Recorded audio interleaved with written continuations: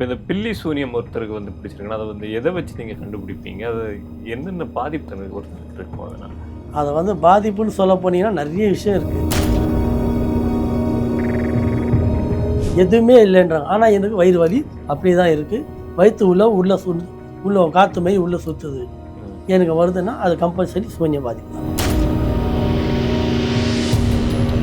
காதல் இருந்தாலும் சரி, ஒரு அன்பு இருந்தாலும் அது மனம் சார்ந்த ஒரு விஷயம். ஆமாம், அதை வந்து மாந்திரிகத்தால் உருவாக்க முடியும். மாந்திரிகத்தால் உருவாக்க முடியாது. மாந்திரிகத்தால் பிரித்தவங்களுக்கு ஒன்றா சேர்க்க முடியும்.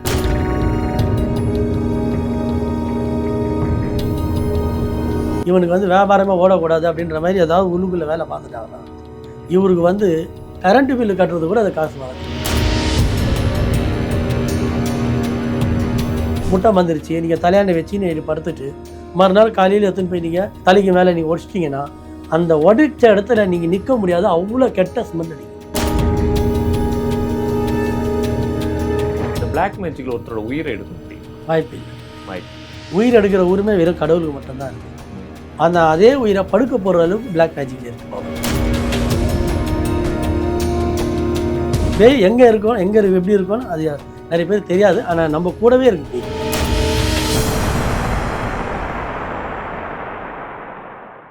ரிஃப்ளெக்ட் நேயர்களுக்கு வணக்கம். இன்னும் நம்ம ஒரு நேர்காணலில் தீன்பாய் அவர்கள் நம்முடைய நேயர். வணக்கம். வணக்கம். உள்ள என்றான போய் பார்த்தோம், மிகப்பெரிய மக்கள் கூட்டம் உங்களை பார்க்கறதுக்காக ரொம்ப நேரம் காத்திருந்து பார்த்துட்டு போகிறாங்க. ஆமாம், நீங்களும் வந்து ரொம்ப நேரம் ஆயிடுச்சுன்னு சொல்லியிருக்காங்க. என்னென்ன பிரச்சனைக்காக உங்களை தேடி வராங்க? நம்மக்கிட்ட வர்றது வந்து நிறைய பேர் வந்து இந்த கணவன் மனைவி பிரச்சனைகள், காதல் பிரச்சனைகள், கணவன் மனைவி கள்ள தொடர்பு, இவங்க புருஷன் வந்து தொடர்பு வச்சுருக்கிறாங்க, மனைவி இந்தமாரி தொடர்பில் இருக்கிறாங்க. அதேமாரி பேய் பிசாசு பில்லி சூனியம் இந்த பாதிப்பு படுறவங்களுக்கு எல்லாம் அதோட இப்போ பல பிரச்சனைகளில் வராங்க. தொழில் ரீதியாகவும் வராங்க, வியாபாரம் முன்னேற்றம் இல்லை, நல்லா ஓடி இந்த பிஸ்னஸ் அதுக்கும் வந்துட்டு இருக்கிறாங்க. அல்லாவுடைய புண்ணியத்தில் எல்லாருமே செஞ்சு கொடுத்துட்டு இருக்கிறோம். இந்த பேய் பில்லி சூனியம் எடுக்கிறவங்களுக்கு செட்டப் எல்லாம் பார்த்தா நம்ம திரைப்படங்களில் பார்த்தோம், அந்த செட்டப்பே வேற மாதிரி இருக்கு. ஆமாம், நீங்கள் இன்னும் வித்தியாசமான ஒரு செட்டப்பில் வந்து உட்காந்துருக்கீங்க. இல்லை, இது வந்து நம்ம வந்து கோயிலில் மாரி உட்காந்து பண்ணுற மாதிரி இருந்துச்சுன்னா அதோடைய செட்டிங் வேற மாதிரி இருக்கும். இது வந்து கன்சல்டேஷன் மாரி பண்ணுறது, உட்காந்துட்டு பண்ணுற மாதிரி இருந்துச்சுன்னா நான் கொஞ்சம் ஹால்லேயே உட்கார வச்சு இந்த கழிப்படுக்கிறதெல்லாம் வந்து ரிசப்ஷனில் உட்காந்து பண்ணுவேன். நான் அது ரொம்ப பெருசாக இருக்க முடியாத பட்சத்தில் நம்ம தர்காவில் கூப்பிட்டு உட்கார வச்சு இத்தனை நாள் கணக்கு இருக்குது, அதை வச்சு கட்டி உட்காந்து செய்வேன். இப்போ இந்த பில்லி சூனியம் ஒருத்தருக்கு வந்து பிடிச்சிருக்குன்னா அதை வந்து எதை வச்சு நீங்கள் கண்டுபிடிப்பீங்க? அது என்னென்ன பாதிப்பு ஒருத்தருக்கு இருக்கும் அதனால்?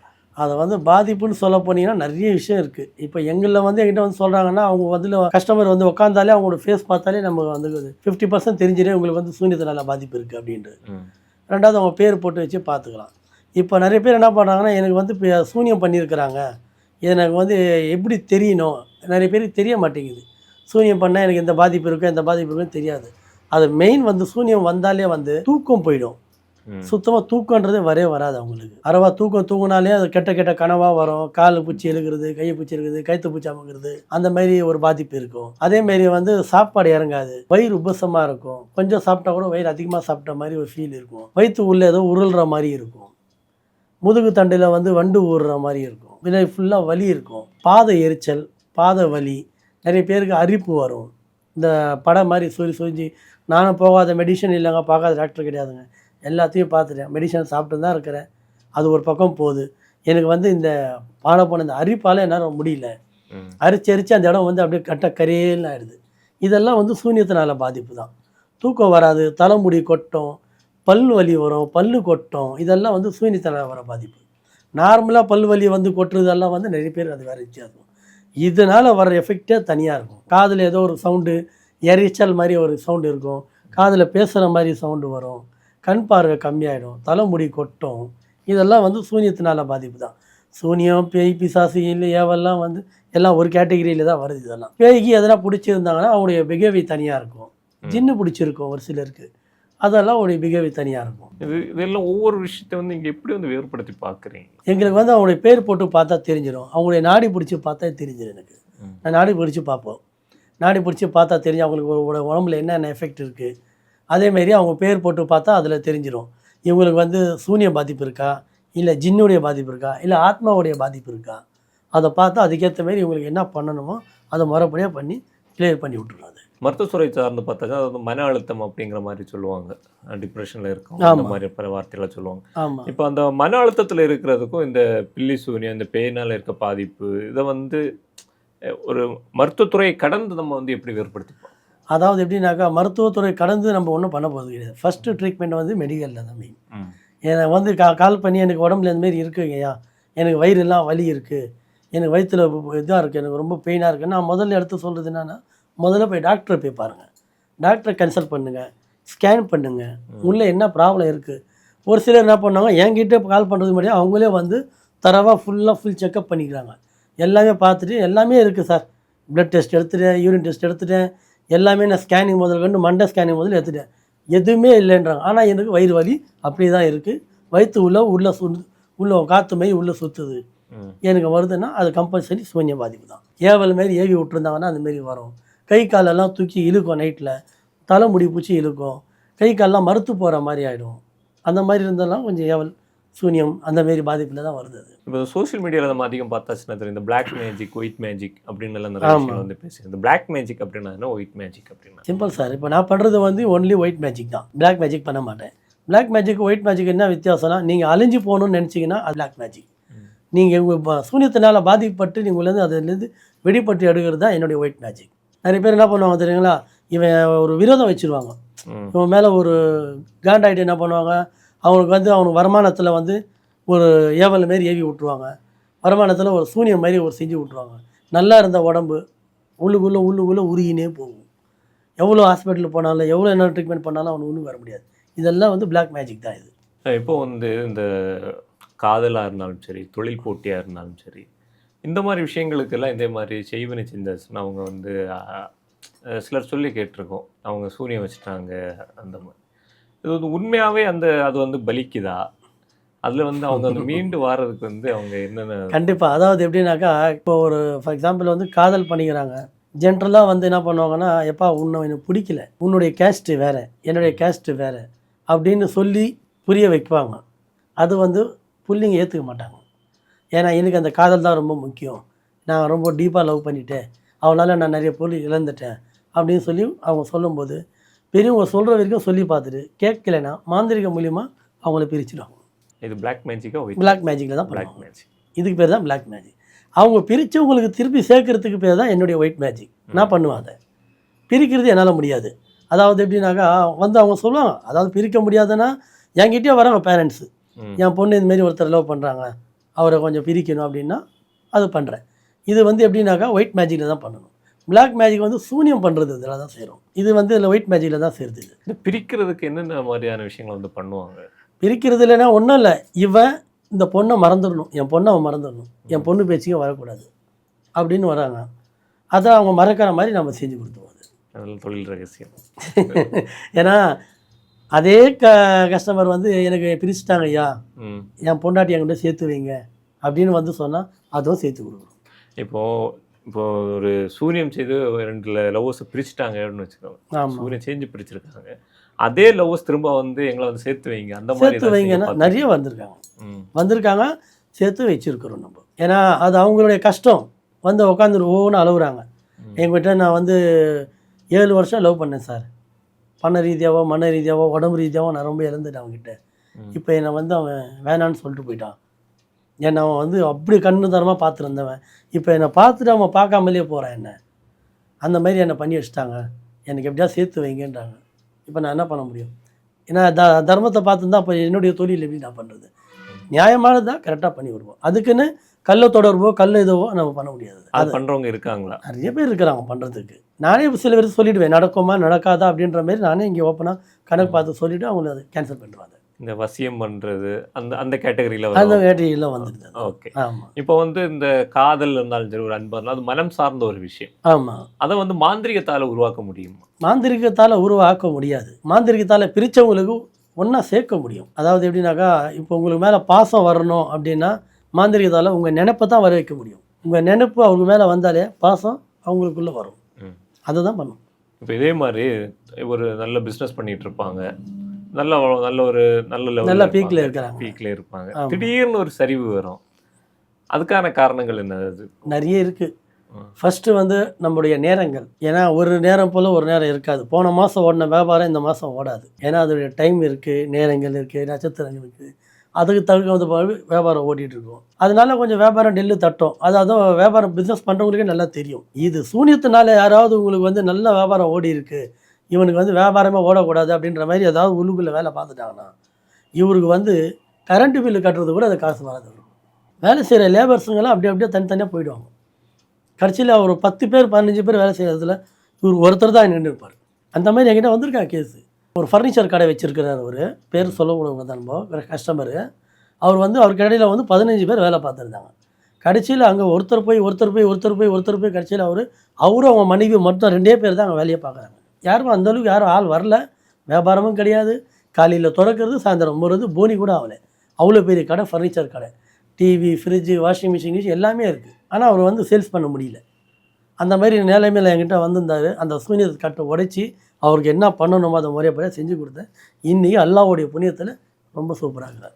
அவர் ரெக்கமெண்ட் பண்ணி எங்கிட்ட நிறைய பேர் ஆள் வந்திருக்காங்க. அவர் நல்லா இருக்காருன்னு அவர் இது வரைக்கும் என்கிட்ட வரதுன்னு சொன்னது கிடையாது. அவர் ரெக்கமெண்ட் பண்ணி அனுப்புகிறாரு பாருங்க கஸ்டமர், அவங்க தான் எனக்கு சொல்கிறாங்க, நீங்கள் அதை செஞ்சு கொடுத்தீங்க இல்லையா, அவர் தான் அனுப்பிச்சாரு, அவர் இப்போ நல்லா இருக்கிறாரு அப்படின்றாங்க. இந்த தொழிலில் வந்து சூனியம் வச்சாங்க அப்படின்னா அதை வந்து எப்படி கண்டுபிடிக்கிறதுக்கான அறிகுறிகள் ஏதாவது தெரியும்? அறிகுறினா உங்களுக்கு எப்படின்னாக்கா, அது போய் உக்காந்த உடனே நம்மளுக்கு வந்து உடம்பெல்லாம் அடிச்சு போட்ட மாதிரி இருக்கும். காலையில் விறுவிறுப்பாக சுறுசுறுப்பாக தொழில் கிளம்பி கடைக்குள்ளே நோய்ஞ்ச உடனே ஏன்டா இப்போ வந்தோன்ற மாதிரி ஆகிடும். கடையில் உட்காருவோம், கல்லாப்பேட்டியில் ஜனங்க வருவாங்க, இங்கே வந்து பார்த்துட்டு அப்படி பக்கத்து கடையில் போய் வாங்கிக்குவாங்க. இங்கே வர்றாங்க, இங்கே பார்த்துட்டு பக்கத்து கடையில் போய் வாங்குவாங்க. இவருக்கு உட்காந்த மீனி தான் இருக்கணும், வியாபாரம் ஆகாது. கை காலெல்லாம் உடம்பு அடிச்சு போட்ட மாதிரி இருக்கும். சரி போடா கடை முட்டு போயிடலாம் அப்படின்ற மாதிரி எண்ணங்கள் வரும். அப்படி செஞ்சு கடைசியில் அவங்களுக்கு வியாபாரமே நாசமாக போயிடும். இதெல்லாம் வந்து சூனியத்தினால் பாதிக்கப்படுறது தான். இதனால் என்ன ஒரு பிரச்சனைனா, அவங்க வந்து சில பேருக்கு ஒருவருடைய மெத்தடு கொடுக்குறவங்க டோஸை பொறுத்தது. எலுமிச்சம் பழம், இந்த விபூதி, அந்த மாதிரி ஏதாவது ஒன்று பண்ணி வாசப்படியாண்டு எதனா ஒன்று போட்டாங்கன்னா அது உங்கள் கண்ணுக்கு தெரியும்.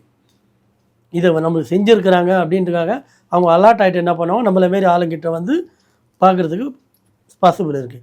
ஒரு சிலர் என்ன பண்ணுவாங்கன்னா பவுடரில் தூவி விட்ருவாங்க. வாசப்படியிலையோ கடையிலையோ தூவி விட்டாங்கன்னா நீங்கள் உக்காந்த மாரிக்கே அப்படியே அலைஞ்சு போயிடுங்க வழியே, கண்ணுக்கு தெரியாது. நல்லா தான் சார் ஓடி இந்த வியாபாரம், என்னன்னே தெரில சார், திடீர்னு அப்படியே படுத்துக்கிச்சு, ஒன்றுமே ஆகலை சார், வியாபாரமே இல்லை சார், கரண்ட்டு பில்லோ கட்ட முடியல, ஆளுங்க ஒரு ஆளுக்கு கூலி கூட கொடுக்க முடியல அப்படின்ற பட்சத்தில் வந்துடுறாங்க. ஒருத்தர் வந்து உட்காந்து அழுகுறாங்க துணி கடையிலலாம் வச்சுட்டு, சார் நான் ரோட்டில் வந்து ருபீனை வச்சுக்கிட்டு வாங்கன்னு எல்லாருக்கும் கூப்பிட்றேன், என் கடை அங்கே இருக்குன்ட்டு.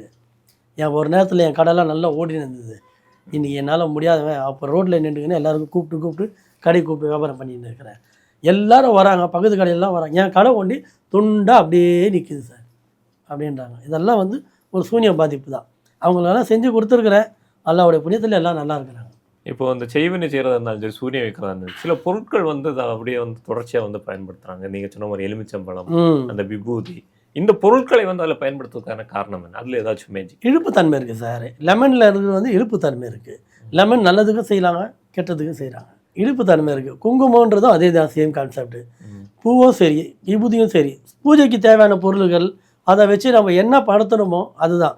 சொல்லுவாங்க இல்லையா, வானத்திலிருந்து விழுகிற தண்ணி சுத்தமான தண்ணி தான், அது விழுகிற இடத்த பொறுத்து தான் அதனுடைய நிறங்கள் மாறும். அந்த மாரி தான் அது. அந்த லெமன் என் கையில் வந்ததுன்னா அதோடைய வேலைகள், ஜூஸ் கடையில் போனால் அது ஜூஸ் ஆகும், புரியுதுங்களா? மாந்திரிகிட்ட போனால் அது அவங்ககிட்ட தேவையான, அதாவது நம்ம யூஸ் பண்ணுற பொறுத்து தான் அது எல்லாமே. இந்த முட்டையில் செய்வனை வைக்கிறாங்க அப்படின்லாம் சொல்லுவாங்க, தாராளமாக வைக்கிறாங்க. சொல்லுவாங்கல்ல, நீ எதனா பண்ணனா உனக்கு முட்டையில் வச்சிட விடான்றாங்க. ஏன்னா அது கவுச்சி தன்மை. இப்போ நாங்களும் வந்து செஞ்சு கொடுக்குறோம், ஆனால் அது கெட்டது செய்ய மாட்டோம். உங்களுக்கு வந்து செய்வனையில் பாதிப்பு இருந்ததுன்னா முட்டையில் நானே மந்திரிச்சு கொடுத்து தலைகாணியில் வச்சு தூங்கிட்டு மறுநாள் காலையில் தூக்கி போடுங்க அப்படின்னு செஞ்சு கொடுக்குறோம். ஏன்னா அதில் நீச்சு தன்மை இருக்குது. அந்த கழிப்பு உங்களுக்கு, அதாவது உங்களுக்கு பேய் தன்மையோ சூனியத்தினால பாதிப்போ ஏதாவது ஒன்று இருந்ததுன்னா, நான் கொடுக்குற முட்டை மந்திரிச்சு நீங்கள் தலையாண்டை வச்சு நீங்கள் படுத்துட்டு மறுநாள் காலையில் எடுத்துன்னு போய் நீங்கள் தலைக்கு மேலே நீங்கள் உடச்சிட்டிங்கன்னா அந்த உடைச்ச இடத்துல நீங்கள் நிற்க முடியாது, அவ்வளோ கெட்ட ஸ்மெல் அடிக்கும். ஏன்னா அது கவுச்சியோடைய இழுப்பு தன்மை, அந்த கெட்ட சக்தி இழுப்பு தன்மை. அது அந்த கெட்ட சக்திக்கு என்ன தேவை? கவுச்சி தேவை. அந்த கவுச்சி மேலே எங்கே இருக்கோ அது மேலே தான் அதோடைய அபாயம் போயிடுச்சுன்னா அது மொத்தமாக அது இழுத்துடும். அதை நாங்கள் ஏற்கனவே அந்த முட்டையை நான் கட்டுப்போட்டு தான் வச்சுருக்கிறோம். அது கவுச்சிக்கு ஆசைப்பட்டு தான் அதோடைய இழுப்பு போயிடுச்சுனாவே அது மொத்தமாக இழுத்துடும். நார்மலாக நீங்கள் முட்டை உடச்சி பார்த்தா கவுச்சி ஸ்மெல்லு தான் அடிக்கும், பார்த்துருப்பீங்களா? கவுச்சி ஒரு நீச்ச ஸ்மெல் தான் அடிக்கும். ஆனால் மந்திரிச்சு கொடுத்து அவங்க தலையாண்டை வச்சுக்கிட்டு அந்த முட்டையை தூக்கி போய்ட்டு முக்கினதில் உடைச்சாங்கன்னா அதில் வர்ற ஸ்மெல்லு கெட்ட ஸ்மெல். அது அந்த ஸ்மெல்லு வாங்கவே முடியாது, அந்த அளவுக்கு கேவலமாக இல்லை ஸ்மெல். அதுதான் அதோடைய கழிப்பு எடுக்கிறது. அது உடச்சிட்டு அவங்க பாட்டு போயிடுவாங்க. ம். பின்னாடி வர சங்கதி எவனா ஒருத்தர் அதை மிரிச்சிட்டான்னா அது அவனால பாதிப்பு அப்படி பாதிப்பு பாதிப்பு இருக்குது. நிறைய பேர் சொல்லுவாங்க சார் ஒன்றுமே நல்லா தான் இருக்கிற திடீர்னு என்னன்னு தெரில கையெல்லாம் அப்படியே இழுக்குது, நைட்டு தூங்க முடியல, கையெல்லாம் அப்படியே இழுக்குது சார், மறுத்து போடுது, வலி ரொம்ப இருக்குது சார், ரொம்ப கொடுமையாக இருக்குன்னுவாங்க. பார்த்தா இவங்க வந்து மாரி செய்வனை வந்து செஞ்சு வச்சுருக்க தாண்டிட்டாங்க. அதோடைய பாதிப்பு இருக்குது. ஆணாக இருந்தாலும் சரி பெண்ணாக இருந்தாலும் சரி அதுமாரி பாதிப்பு இருந்தால் அதுலேயும் ஒரு எஃபெக்ட் இருக்கு அவங்க. நம்ம ஒருத்தருக்கு செய்வினையை எடுத்து நம்ம ஒரு பரிகாரம் பண்ணணும், அந்த பரிகாரத்தை ஒருத்தர் கிராஸ் பண்ணி போறாருன்னா அவருக்கு கண்டிப்பாக இருக்குது, 100% இருக்கும். ஏன்னா இப்போ அதை நம்ம இறக்கி விட்டா அது எங்கே போடுவோம், நம்ம முக்கோணத்தில் தான் போடுவோம். அதனால தான் நிறைய பேர் என்ன பண்ணுவாங்க, நான் எல்லாம் கொடுக்குறதெல்லாம் 99% வந்து சுடுகாட்டில் போட்டுருங்கன்னு. சுடுகாட்டில் வந்து பார்த்துருப்பீங்க நிறைய அந்த பொட்டில் அதெல்லாம் என்ன எல்லா கெட்ட சக்தியும் அங்கே தான் இருக்குது. அதெல்லாம் நம்ம இதில் போகிறதெல்லாம் நம்ம ஒரு சக்தி ஒன்றும் கண்டுபிடிறது கெட்டு போகிறது கிடையாது. அதனால் அது அங்கே எல்லாமே நான் கொடுக்குறது எல்லாமே சுடுகாட்டில் போட்டுருங்க அப்படின்னு. சுடுகாடை சூஸ் பண்ணுறதுக்கு காரணம் கெட்ட சக்தி அங்கே தானே இருக்குது. அந்த கெட்ட சக்தியோடு இது கெட்ட சக்தி தூக்கி போட்டாலும் அது அங்கேயே கிடக்கும். அது அதுங்களோட தான் இருக்கும், வழியாக இங்கே வராது. இல்லைன்னா நம்ம என்ன பண்ணுவோம், குப்பையில் போடுங்க, மைதானில் போட்டுருங்க அப்படின்வாங்க. குப்பையில் போட்டால் குப்பாள்றவனும் ஒரு மனுஷன் தானே, அவனுக்கும் அந்த பாதிப்பு இருக்கும் இல்லையா. அவன் அல்றது இல்லாமல் அவன் குடும்பத்துக்கே வலிக்கும், அவன் சங்கதிக்கே அடிக்கும். அவன் வீட்டில் கை குழந்தை கூட இருக்கலாம், வயசானவங்க கூட இருக்கலாம், நோய் நொடி வந்தவங்க கூட இருக்கலாம் இல்லையா. அந்த பாதிப்பு அவனுக்கும் வரும், அவனுக்கு குடும்பம் போவோம், அது குடும்பம் அப்படியே பருவும். அதனால் முடிஞ்ச அளவுக்கு நானே ரெக்கமெண்ட் பண்ணுறது குப்பையில் போடாதீங்க, முடிஞ்ச அளவுக்கு கூவாத்தில் போட்டுருங்க, இல்லைன்னா பள்ளம் தோண்டி புதைச்சிருங்க, இல்லைன்னா எரிச்சிருங்க. இதை தான் நான் உடைய சொல்லிக் கொடுக்குறது. குப்பையில் தயவுசெய்து போடாதீங்க, குளிக்கிற ஆற்று தண்ணியில் போடாதீங்க, கிணத்துல போடாதீங்க. ஏன்னா இதெல்லாம் வந்து குளிக்கிற இடம், 10 பேர் வந்து போகிற இடம், நினைக்கிற இடம், அதெல்லாம் வந்து எஃபெக்ட் இருக்கும். இப்போ பீச்சில் கூட பார்த்துருப்பீங்க, நம்ம நின்று தான் தனி அலையில் வந்து தேங்காயெல்லாம் உருண்டுன்னு வரும், பார்த்துருப்பீங்க நீங்கள். தேங்காய் வரும், பூ மாலை வரும், பாட்டில் வரும், எல்லாமே சேர்ந்து வரும். இதெல்லாம் வந்து செய்வனி செஞ்சு தூக்கி போட்டுருது பீச்சில். அதனால தான் அதுமாரி எஃபெக்ட் இருக்கும். அது யார் தூக்கி எடுக்கிறாங்களோ கொள்றாங்களோ அதோடைய எஃபெக்ட் அவங்களுக்கு கண்டிப்பாக இருக்கும். இப்போ இந்த குட்டிச்சாத்தானை ஏவி விட்டு வந்து ஒன்று ரத்த வாந்தி எடுக்க வைக்கிறேன், அதே மாதிரி வந்து கை கால்களை வந்து முடக்கிறது, இதெல்லாம் சாத்தியமா? எல்லாமே சாத்தியம். அதாவது இதெல்லாம் வந்து பிளாக் மேஜிக்கில் வருது. இது தான் சூனியம் வைக்கிறதுன்றது சொல்லுவாங்க இல்லையா. உன்னை வந்து சூனியம் வச்சு கையை காலை உடச்சிடறான் பாடுறான்வாங்க. இது சூனியத்தினால வர பாதிப்பு. எப்படின்னாக்கா நான் அவனுக்கு வந்து நல்லாவே தான் இருக்கும், அவன் வந்து அவனு மேலே ஒரு குட்டி சாத்தான மாதிரி ஏவி விட்ருவாங்க. குட்டி சாத்தானுடைய வேலை என்ன இருக்குன்னா, நீங்கள் நல்லா ஸ்மூத்தாக வண்டி ஓட்டிட்டு போக சொல்ல திடீர்னு வண்டி ஸ்டேரிங் திருப்பி விட்ருவோம். உங்களுக்கே தெரியாது, நீங்களே சொல்லுவீங்க நல்லா தான் போயிருந்தேன், என்னன்னு தெரில, திடீர்னு ஹேண்டில் இது மாதிரி ஆயிடுச்சு. அவனை உடனே பின்னாடி வர வண்டி எடுத்து வந்து இடிப்பான், அடிப்படும், கை கால் அடிப்படும், சரியாக பெரிய பாதிப்பு போயிடும். அது வேறு வேலையை செய்யும். அதுதான் அந்த குட்டி சாத்தானுடைய வேலைகள். இப்போ பிளாக் மேஜிக் பண்ணுறவங்களுக்கு அதுக்கான எஃபெக்ட் வந்து திருப்பி வர்றதுக்கான வாய்ப்பு இருக்குது? 99% கிடையாது. ஆனால் நம்ம ஆளுங்க என்ன பண்ணுறாங்கன்னா, அதை நான் பண்ணுறேன், நான் பண்ணிட்டேன், நான் உங்களுக்கு திருப்பி விட்டுட்டேன் அப்படின்னு சொல்லி அவங்ககிட்ட பேமெண்ட் வாங்கிக்கிறாங்க. இப்போ என்கிட்ட வராங்க, சார் என்னை வந்து நல்லா இருந்தேன், நல்ல நிலைமையில் இருந்தேன், என்னை இந்தமாரி ஆக்கிட்டான், என்னை பண்ணுறவன் அவன் நிம்மதியாக இருக்கக்கூடாது, இது அப்படியே அவனுக்கு திருப்பி விடுங்க சார் அப்படின்னாங்க. நான் அதெல்லாம் பண்ணுறது இல்லைம்மா, நம்ம எடுத்து விட்றது தான் என்னுடைய வேலை, திருப்பி விட்றதெல்லாம் அது வேலை கிடையாது. அது நிறைய பேர் என்ன பண்ணுவாங்க, அதுமாதிரி சொல்ல மாட்டான், நான் திருப்பி விட்டுறேன், அதுக்கு உண்டான காசை நீ கொடுத்துருங்க, நாங்கள் மாற்றி விட்டுறேன் அப்படின்னு சொல்லி காசை வாங்கிடுவாங்க. ஆனால் ஒரு தடவை இறக்கிட்டாங்கன்னா திருப்பி விடுறதெல்லாம் கிடையாது. இதே மாதிரி பில்லி சூனியம் ஏவல் இதில் இருந்து தங்களை பாதுகாக்க மக்கள் என்ன பண்ணணும்? இதை பண்ணியாச்சுன்னா அவங்களுக்கு வந்து எந்த ஒரு தீய சக்தியும் வண்டாது அப்படின்னு சொல்கிறேன். அந்த ஒரு நிலைக்கு வரணும்னா என்ன? நல்ல ஒரு நிலைக்கு வரணும்னா, தீய சக்தியிலேருந்து தப்பிக்கணும்னா, ஒன்று அவன் தீய சக்தி பண்ணுற ஆளாக இருந்து தெரிஞ்சிச்சுன்னா அவங்ககிட்டேருந்து ஒரு எட்டு நம்ம தள்ளி இருக்கிறது அது ரொம்ப பெரிய விஷயம். அவங்க கூட இந்த பிரச்சனைக்கு போகக்கூடாதுன்னு சொல்கிறேன். நல்லா தெரியும் இவன் இந்தமாரி தான் கேரக்டர்னு, அவனை சொல்லி திருத்த முடியாது. அவன்கிட்டேருந்து நம்ம ஒதுங்கி இருக்கலாம் இல்லையா. சொல்லுவாங்கல்ல, துஷ்டனை கண்டா தூர விலகணுன்ற மாதிரி. அவனை பார்த்தவன் என்னப்பா நல்லா இருப்பா போயிட்டே இருக்கணும். அவங்ககிட்ட நல்லதும் சொல்லக்கூடாது, கெட்டதும் சொல்லிக்கூடாது. முதல் ஸ்டெப் அது தான், சரிங்களா. ரெண்டாவது ஸ்டெப் வந்து நம்ம முடிஞ்ச அளவுக்கு எந்த அளவுக்கு நம்ம கடவுள் பக்தியில் இருக்கிறோமோ அந்த அளவுக்கு நமக்கு கடவுள் நம்மளை காப்பாற்றுவார். இந்த பிளாக் மேஜிக்கில் ஒருத்தரோட உயிரை எடுக்க முடியுமா? வாய்ப்பு இல்லை. உயிர் எடுக்கிற உரிமை வெறும் கடவுளுக்கு மட்டும்தான் இருக்குது. அந்த அதே உயிரை படுக்க போகிற அளவுக்கு பிளாக் மேஜிக்கில் இருக்குது பவர். ஏன்னா அவன் வந்து நிறைய பேர் சொல்லுவாங்க பார்த்தீங்களா, 6 வருஷம் 8 வருஷம் 10 வருஷம் ஆனாலும் சீக்கிலே படுத்துனுக்கிறான் சார், சாக மாட்டேன்றான், போக மாட்டேன்றான்ற மாதிரி கிடக்குறாங்க. இதெல்லாம் வந்து அந்தமாரி பிளாக் மேஜிக் படுக்க போகிறது தான். அது இப்போ இந்த பிளாக் மேஜிக் அப்படிங்கிற ஒரு விஷயம் வந்து இருக்குது அப்படின்னு சொல்கிறீங்க. சிலருக்கு வந்து அதனால் பாதிப்பு இருக்காது, ஆனால் இதை நினச்சி ஒரு அச்சம் அவங்க மனசுக்குள்ளாடி இருக்கும். அந்த மாதிரி பயத்தினால எனக்கு இந்த மாதிரி இருக்குமோ அப்படின்னு எண்ணத்தில் யாராவது உங்களுக்கு? நிறைய பேர் வராங்க. இது இன்றைக்கி காலையில் 3 பேர் வந்துட்டு போகிறாங்க. அந்தமாரி ஒன்றுமே இல்லை, அவங்களுக்கு வந்து வியாபாரம் ஆகலை, கை காலெல்லாம் வலி இருக்குது, ஒரு டயர்ட்னஸ் இருக்குது, யாராவது எனக்கு எதனா செஞ்சுருப்பாங்களோ, ஏன்னா தொழிலே நடக்கலை சார் 6 மாதமாக, இப்போ தான் வந்துட்டு போனாங்க. காலையில் நீங்கள் இதை உள்ளே வெளியே உட்காந்துருப்பீங்க, ஜஸ்ட் ஆள் வந்துட்டு போனாங்க. அதுக்கு நம்ம பேர் போட்டு பார்த்துட்டு அதெல்லாம் ஒன்றும் கிடையாது, நீங்கள்லாம் ஒன்றும் பயப்படாதீங்க. கண் திருஷ்டி அதிகமாக இருந்தால் கூட அந்த மாதிரி வாய்ப்பு இருக்குது. உடம்பு டயர்ட்னஸ்ஸு, தலைவலி, உடம்பு கை கால் வலி இருக்கும். இதெல்லாம் ஒன்றும் கிடையாது. உங்களுக்கு நல்லபடியாக இருக்கீங்க. கடவுளை பாதிப்பட்டு உங்களால் எதனா ஒரு வேலைங்களுக்கு சாப்பாடு வாங்கி கொடுங்க, சாமி கீமி கும்பிடுங்க, கண்டிப்பாக உங்களுக்கு எல்லாமே நல்லபடியாக நடக்கும். அப்படி உங்களுக்கு ரொம்ப பயமாக இருக்குதுன்னா எங்களை சைடில் தான் நான் தாயத்து கீத்து தரேன், அதை கட்டுங்க, சரியாயிடும் அப்படின்ற. பாதிப்பு இருக்கிறவங்கலாம் அது வேறு எஃபெக்டே வேறு மாதிரி இருக்கும். அவங்கெல்லாம் இந்தமாரிலாம் பேசவே மாட்டாங்க, வந்து காலில் விழுந்துறாங்க என்னை காப்பாற்றுங்க அப்படின்ற மாரி. அதுதான் பாதிப்பு. இந்த கண் திருஷ்டி அப்படிங்கிற ஒரு விஷயம் வந்து பிளாக் மேஜிக்கில் வருதா, ஒயிட் மேஜிக்கில் வருதா? இது காமன் சார். இது காமன். அதாவது எப்படின்னாக்கா பிளாக் மேஜிக் ஒயிட் மேஜிக்ன்றது மனிதனால் உருவாக்கப்படுறது. கண் டிஸ்டி வர்றது இயற்கையால் பண்ணுறது. நீங்கள் அழகாக இருக்கீங்கன்னு நான் சொன்னாலே டிஸ்டி தான் அது, புரியுதுங்களா? நம்மளுடைய வார்த்தையில் தான் அது கண் டிஸ்டி, நம்ம பார்க்குற பார்வையில் தான் கண் டிஸ்டி. இது வந்து யாராலையும் உருவாக்குறது இல்லை, இயற்கையால் தான். அது எல்லாருக்குமே வர்றது தான். தாய்க்கு மேலே, தாய் மேலே குழந்தை மேலேயும் வரும், குழந்தைக்கு தாய் மேலேயும் வரும். இப்போ நம்ம பிள்ளைங்க தானே நம்மளுக்கு அதை கண் டிஸ்டி உழுவாதுன்னு அதெல்லாம் தவறு. நம்ம பிள்ளை மேலே நமக்கு கண் டிஸ்டி கண்டிப்பாக இருக்கும். ஏன்னா புள்ள நல்லா அழகாக இருக்கிறான்னாலே அது கண் டிஸ்டி தான்.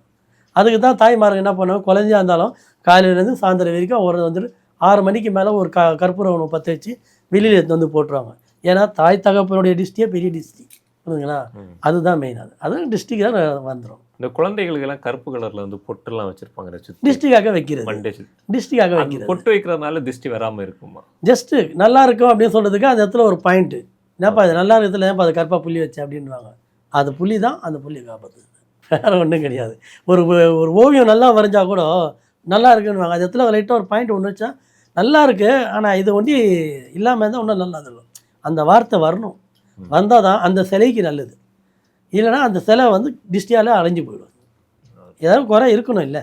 இப்போ அதிகப்படியான மக்கள் உங்கள்கிட்ட வராங்க, மக்கள் அதிகமாக நம்பக்கூடிய ஒரு விஷயம் அப்படின்னு எதுவாக இருக்குது? அதிகமாக நம்பக்கூடிய விஷயத்திலேயே வந்து பாதிப்பு வந்து இந்த சூனிய பாதிப்பு தான். இன்றைக்கி வந்து 99% வரதே வந்து எனக்கு வந்து சூனியம் வச்சுட்டாங்க, என்னால் எதுவுமே பண்ண முடியல, எதை தொட்டாலும் நஷ்டம், வேலைக்கும் போக முடியல, வேலை மேலே போனாலும் சண்டை, பழகனவனே விரோதி ஆகிட்டான், கொடுத்த காசும் வர மாட்டேங்குது, இதெல்லாம் வந்து எனக்கு சூனிய பாதிப்பு நிறைய இருக்குங்க ஐயா அப்படின்னு சொல்லி அந்த கான்செப்டில் நிறைய பேர் வராங்க. அதேமாதிரி நான் வேலைக்கு போனாலும் வேலையும் தங்க மாட்டேங்குது, எனக்கு கையை கூட மாட்டேங்குது வேலையை, அந்த மாதிரி விஷயத்துலேயும் வராங்க. அது அவங்களுடைய நம்பிக்கை வச்சு தானே வராது. இந்த செய்வினை, ஆவி, ஜின், இதில் எந்த விஷயத்தை வந்து மக்கள் அதிகம் வந்து பயப்படுறாங்க? செய்வினைக்கு நிறைய பேர், ஜின்னுக்கு அதிகமாக நிறைய பேர் யாரும் பயப்பட மாட்டாங்க. ஏன்னா ஜின்னு வந்து எல்லாருக்கும் அது அமைஞ்சிடாது, ஒரு சிலருக்கு தான் அதோடைய பாதிப்பு. செய்வினை நம்ம மனுஷனால் தான் உருவாக்குறது.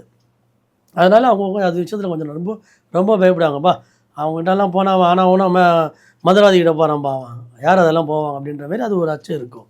பேய்ன்றது வந்து பேசிக்கு, இருட்டு பார்த்தாலே பேய் தான் அது அப்படின்றது நம்ம ஆளுங்க மெயின் செட்டில் வச்சுட்டாங்க. இருட்டில் பார்த்தாலே பேய் தானே. ஆனால் பேய் எங்கே இருக்கும், எங்கே எப்படி இருக்கும்னு அது நிறைய பேர் தெரியாது. ஆனால் நம்ம கூடவே இருக்குது பேய்.